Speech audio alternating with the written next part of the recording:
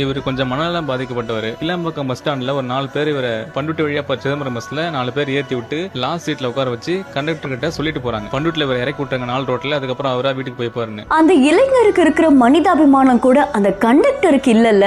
ஆனா அந்த கண்டக்டர் என்ன பண்றான், திண்டிவனம் வந்ததும் பண்ருட்டி வந்துட்டு சொல்லி என்ன இறக்கி விட்டுருக்கான் ஆளு. நடு வழியில் நடத்துனரால் இறக்கி விடப்பட்ட முதியவர். அதுக்கப்புறம் என்னடா சொல்லிட்டு சவுண்டுக்கு திரும்பி பார்த்தா அவர் இறக்கிட்டு இருக்காரு படிக்கல, அந்த பண்ருட்டி வந்து இறங்கிட்டு. எங்களுக்கு தெரிவிச்சதுக்கு நன்றின்னு எடுக்கப்பட்ட அதிரடி ஆக்ஷன்.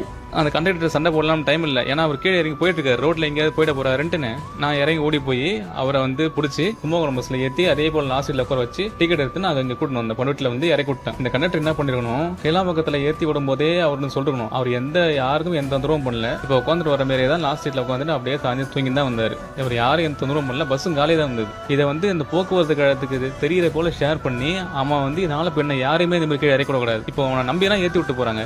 இப்போ இறக்கி விட்டு போனானே அந்த இடத்துல நான் இருந்தோம், அந்த ஊர்ல இறக்கி கொண்டு போய் அவர் கரெக்டா விட்டோம். இப்ப அந்த இடத்துல யாருமே இல்லைன்னா அவர் என்ன பண்ணிருப்பாரு, எங்கேயாவது அடிபட்டு இறந்துருப்பாரு, இல்லைன்னா காணாம போயிருப்பாரு, தேடி இருந்திருப்பாங்க.